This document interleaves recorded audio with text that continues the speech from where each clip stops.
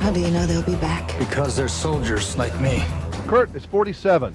He smokes, eats red meat, is a die-hard libertarian who loves to hunt. A rarity in Hollywood, Kurt's also a veteran actor with over 30 years in front of the camera. What are you doing with that gun? We know who you really are, Mr. Stoddard. Yeah. Just come forward. Real slow. Real slow. Yeah, come on. Low. Real slow. Up, up. This is a young Kurt Russell in an episode of the hit 60s show, The Fugitive. It's something he barely remembers even doing. I found this last night. Oh, hey, cool. Kurt Russell plays a nephew who tries to capture Richard Kimball in The Fugitive. What do they do? Make a movie here or something? No, it's they're releasing all the television shows. Oh, that's very good.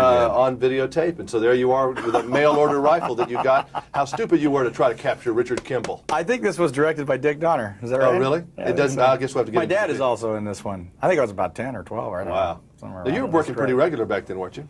Oh, I don't get to keep this. No. Actually, if you wanted, you can have it. No, Do you have that's the- okay. do you keep that That's okay. plastic? You Do keep you have any you of that keep, stuff? This is one of the 10 they made, so you... I'm sorry, go ahead. Do you remember doing these very well? Is that No, kind of honestly, I don't. don't? I remember pieces. I remember moments. What I'm always amazed. This is my 30. I started in '61, so this is my 8th year. But I've worked with people that I didn't know I worked with. That's kind of the weird part. Is to find that. Is to You know, you I talk see to- something and I go. God, I You don't talk know to a what lot it of is." musicians, and I'm shocked that they don't have their records. A lot of '60s artists, '70s, they don't have any of their records. I They don't were have any of doing my them, but movies. you don't have any of your movies at That's all? not true. I have some. I mean, some that like about 7 or 8 years ago, they started giving things out for the Academy, or I don't know. I'm not an Academy member, but Goldie is. So there may be a few of those hanging around, but it's not a part of your life. It's we do them. It's an interesting thing because we are the only ones. When people who make the movie are the only ones who have the experience of living it in its 3D world.